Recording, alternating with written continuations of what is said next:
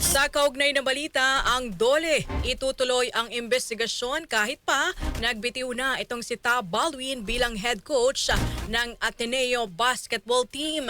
Ang kasama natin sa balitang yan, si Radjuman Eman Mortega.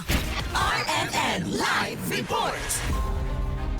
Inihayag nga ni Labor Secretary Francis Tolentino na kanila pa rin itutuloy ang investigasyon laban kay Ateneo Blue Eagles coach Tab Baldwin. Ito'y kahit pa nagbitiw ito bilang head coach ng basketball team. Ay kay Tolentino, walang epekto ang resignation at tuloy pa rin ang investigasyon sa issue nga ng Alien Employment Permit o AEP requirement.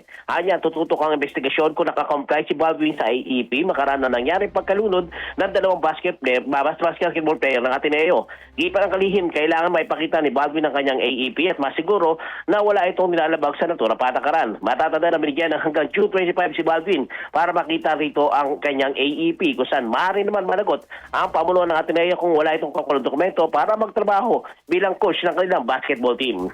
Kasama mo sa DCXL RMN Manila, Radjuman Eman Mortega, Tatak RMN.